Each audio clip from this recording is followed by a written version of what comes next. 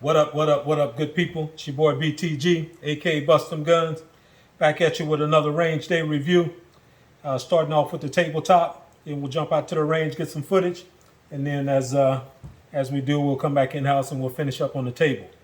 So today we're working with this Sig P320 DH3. This one, if you follow the channel, you've seen a full tabletop review on this. This was more of a range review that we're just going to do a little bit of in-house comparison. But this was mainly about just putting some rounds through it, getting some footage of it, putting some rounds down range. So we'll start out just clearing both weapons here. So magazine empty, nothing in the firearm, magazine back in for aesthetics. And we'll do the same here because we're going to kind of be bouncing back and forth with the X5. Magazine empty, nothing in the weapon, and we'll stick that magazine back in there as well. So this bad boy here it kind of starts with the X5. So you can't really talk about the DH3 without discussing the X5 because that's pretty much what it was born off of. They're pretty much similar firearms, both full-size SIGs, 5-inch bull barrels. Both of them are the tungsten infused frame.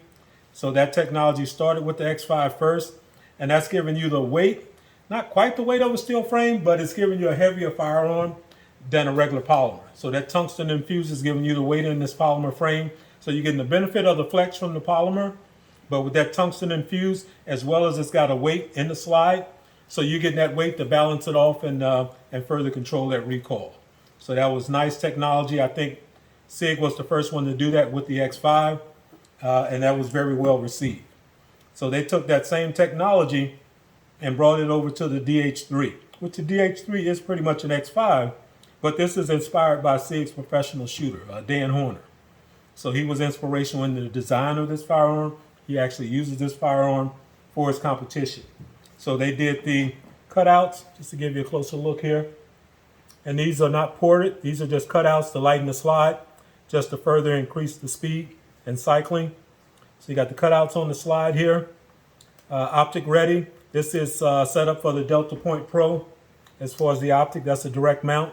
Sight-wise, these are the X-Ray 3 day-night, but they are the suppressor height sights. So you are dots in the back, and you can see the dot up front. So you got a nice sight picture. But this bad boy here, one of the biggest selling points of this grip here is this, what is this called? This is actually infused into the grip. Silicone carbide. It's a real rough, almost skateboard type finish. And you've got that on the back strap on the side panels and the front. And this bad boy is aggressive. So when you grab this, it's not going anywhere. It's locked in. So you can get a solid grip on this bad boy. You've got the undercut on the trigger. So that lets you get a little bit higher purchase. This is the Custom Works skeletalized trigger fire control unit. So that's what you're working with there. The finish on this barrel, and the same with the X5, I've probably got close to 500 or a little less than 500 miles. And you can see, rounds. And it's starting to lose the finish a little bit on the top of the barrel there. You expect some wear, but you just don't expect it quite that soon. But other than that, absolutely no issues with this. You've got your full Picatinny rail there. This comes with 3 21-round magazines. So this is designed for competition, so you're getting a higher capacity in all 3. You've got the mag well here. That's Sig's mag well. And this bad boy here, a nice beaver tail on the back. So you can get up high on there. You don't have to worry about any slide bite. So that's kind of traditional with the SIGs. And then the X5, just to give you a little comparison. X5 is set up with the Dawson precision sights on here. So you got adjustable rear sight, elevation and windage, blacked out in the rear, and then you got fiber optic for your front sight. And the blades on this is just the thin blade, and that's just the way it's designed. So different sight picture when you're looking down the barrel, but once you get used to it, it's fine. But you got more room for area with that thin sight picture, but some people prefer that. Grip wise, the Legion, it's fairly aggressive, more than standard as far as the pattern on here, the stippling. So you've got all the way around, front, side, rear. and the other side. So aggressive enough to where you don't have to worry about slipping. You've got the undercut on here as well, so you can get that high purchase on there. Same setup. You got the skeletonized trigger, fire control unit, and that's pretty much it. Full pick rail. You've got the mag well on here. The Legion actually comes with 3 17-round magazines. So this is the Strike Industries extension on there, so I added that. But other than that, it would have been 3 17-round magazines, and they do come with the Legion aluminum base plates on there. So those look nice. But I just wanted this. I had it. It looked nice, so I left it on there. But as with both of these, as far as adjusting for ammo or just setting it up for your preference, they both come with 2 springs, recoil springs. You get a 14-pound and you get a 12-pound spring. They're both stainless steel guide rods, 1911 style guide rods, and they're not captured springs. So if you got one of these bad boys, if you're disassembling for the first time, hold that spring because that bad boy get loose on you. But other than that, they shoot very similar. They both shoot nice, extremely nice firearms. With that weight, the recoil is not bad. It's 9mm, so you know it's not going to be crazy, but that weight does help mitigate it even more. So very nice shooting firearm. So that's kind of enough of a review. Like I said, I did a full tabletop on this, but I don't think I had the Legion out at the time, so I didn't really kind of do any comparisons. So I wanted to spend a little more time than I would normally do on a recap. So let's jump out to the range, check out some of the footage, and then we'll come back in-house and we'll do a wrap up and we'll call it a day. So let's head out to the range. All right, good people. We out here at the range as stated at the DH3. We'll play around with this bad boy, put some rounds down range, and we'll take it back in-house, finish up on the tabletop. So let's not waste any time. Let me get you set up where you can see down range, and we'll get this party started. So I think that's a pretty good angle right there. Let's see what we're looking like. So here, that's about where we're gonna be. Yeah, that's good. We'll work with that. Like playing with them iron sights. So let's start dead center. See if we're lined up here.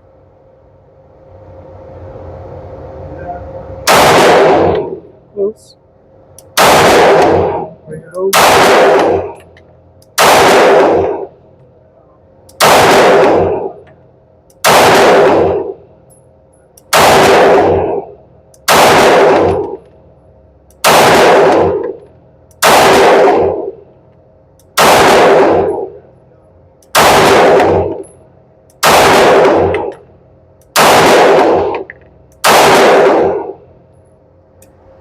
Okay.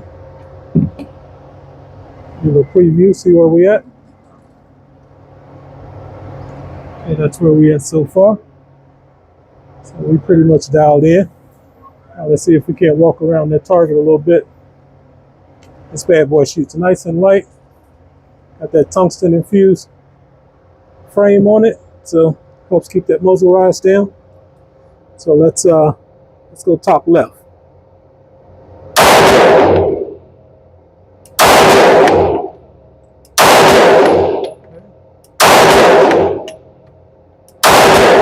Let's go top right.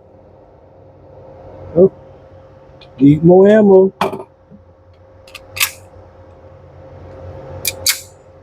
right, top right.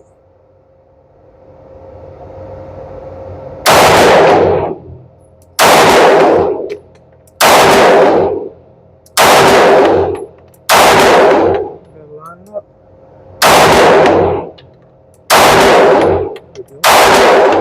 There we go. Let's bring it down, bottom right.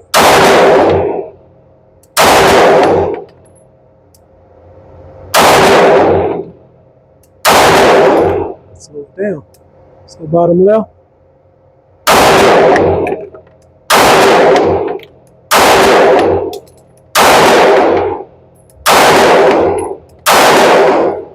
Okay. Back bottom right. Oh yeah. See what we're looking like here. Okay. We're walking around.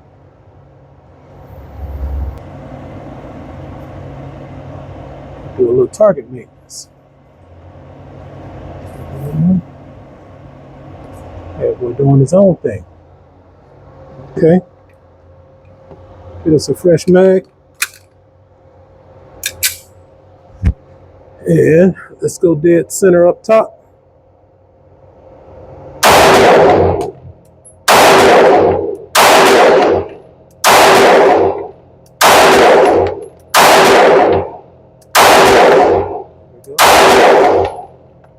So these sights with the frame here, you've got the weight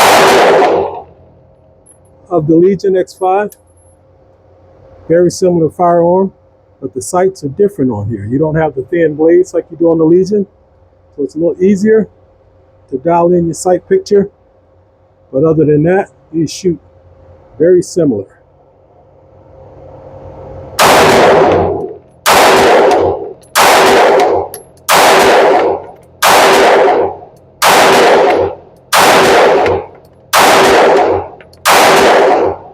Very similar. So this is going to be our last activity of the day here.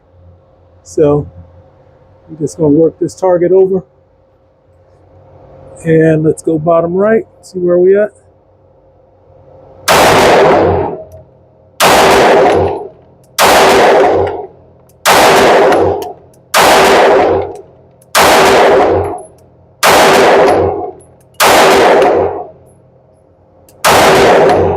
Seems to be, and I haven't looked at these sights, but it seems to be shooting just a little to the right. And that sight looks like it could use just a smidget of movement. So when I aim left, it puts me dead on.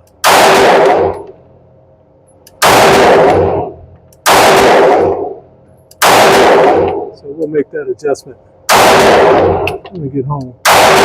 No big deal. Easy to compensate. All right. And there we are. So this bad boy here is rock solid. We'll load up the last of this box of ammo here.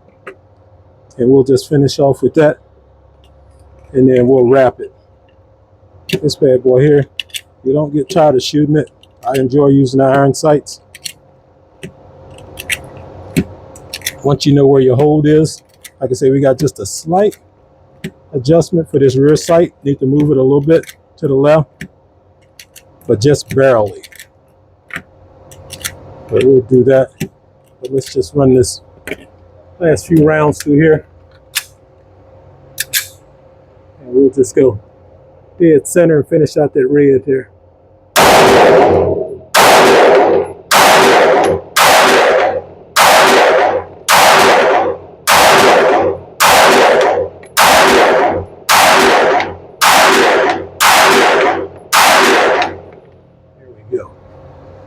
I think we'll leave it there.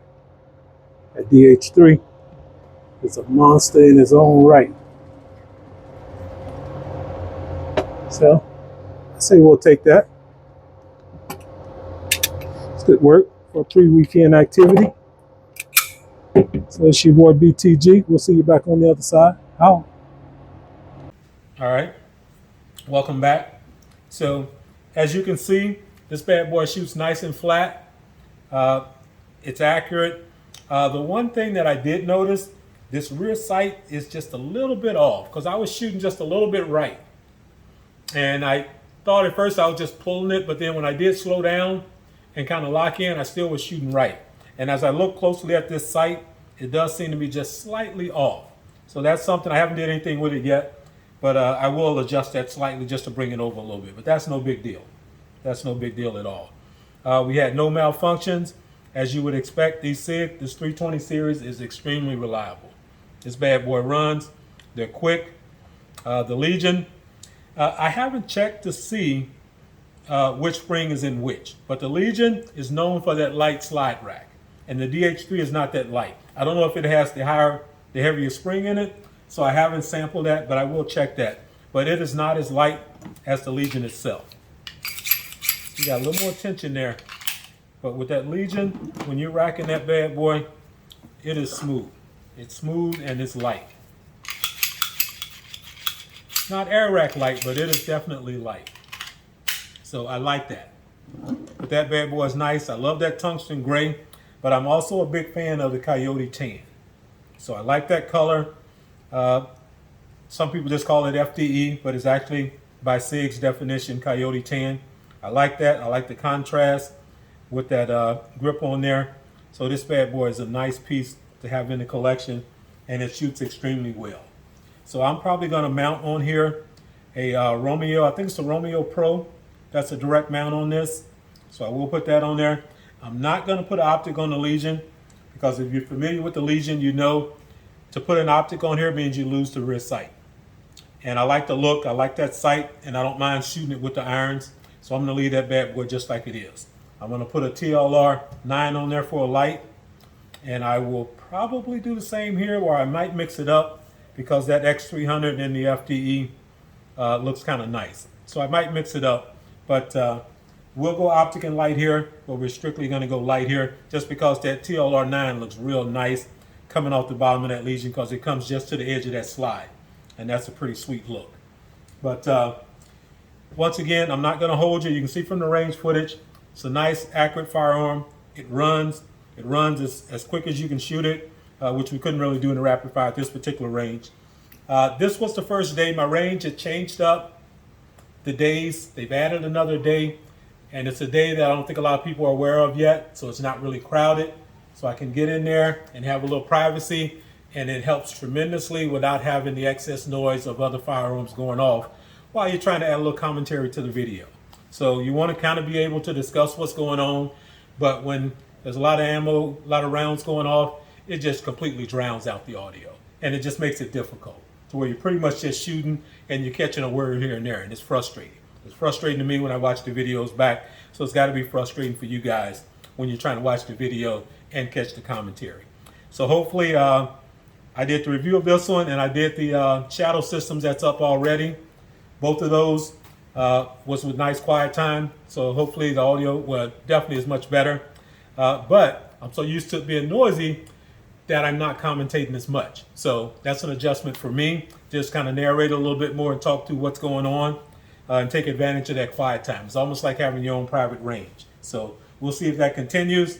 As time goes on, more people get on to the new day, so it may get a little more crowded, but I'm going to keep trying to time it like that so that I can get that privacy, because it makes a world of difference when you record. But that's pretty much it. This is the Sig P320 X5 DH3, inspired by professional Sig shooter Dan Horner, and accompanied by guest appearance, the Legion X5. So that's going to hold us for now. It's your boy BTG, aka Bust Them Guns. Check me out on the other platforms, Instagram, Facebook. Until next time, holla. Oh, happy Father's Day to all the fathers out there, because this is Father's Day weekend. This is being recorded on Saturday night, so tomorrow is Father's Day. Happy Father's Day to all you gentlemen out there. Hope you have a good one.